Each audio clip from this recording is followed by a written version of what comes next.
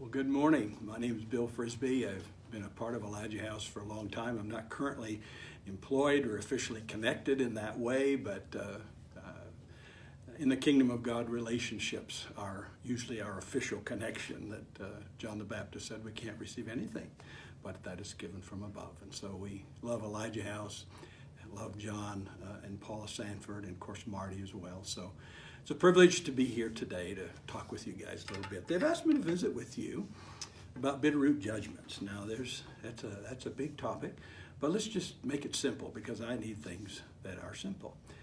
One of our most important needs in life is to be nurtured. And we're talking about childhood.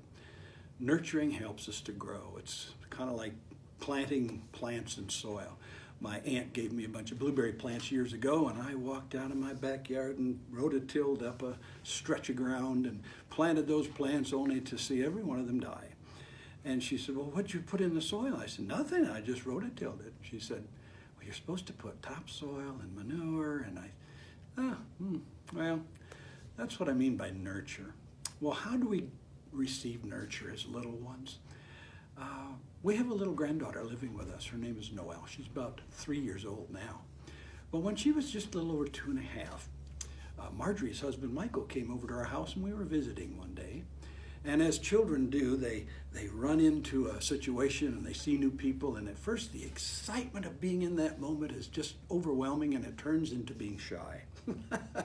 And so she crawled up on her Grammy's lap, and Grammy said to her, Noelle, what do you feel? How do you feel? And she said, I feel shy. And Michael was so tender, he reached over and said, sweetheart, I feel shy many times too. So that idea of being nurtured, particularly as a young one, is being asked the question, how do you feel? It helps us understand how we feel, when we hear ourselves express how we feel. It empowers us to enter into relationships with our feelings as part of that relationship. If we don't have that nurture, we end up kind of in a sad place where we can't connect how we feel with what we're experiencing. And so our heart gets moved away from where we are. And I hope that makes sense.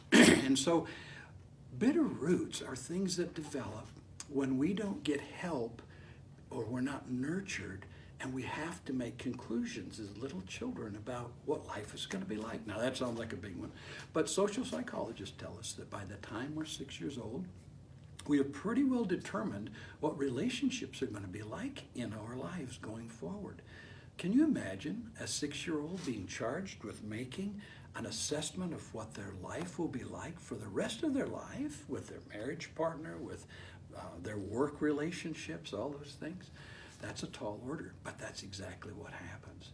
So if someone, as a little child, if that little child feels, Mommy, you don't love me, you don't care about me, you don't talk to me, well, any number of theories of things, if Mommy or Daddy don't help them walk through how they feel, they're left with those conclusions. You don't love me, you don't care about me. And if those things aren't dealt with, we go forward into life, and our primary person in our life, whether it's a little girl for her husband or a little boy for his wife, we bring those things into our relationships, and we tend to think, you don't love me. Oh, where did that come from?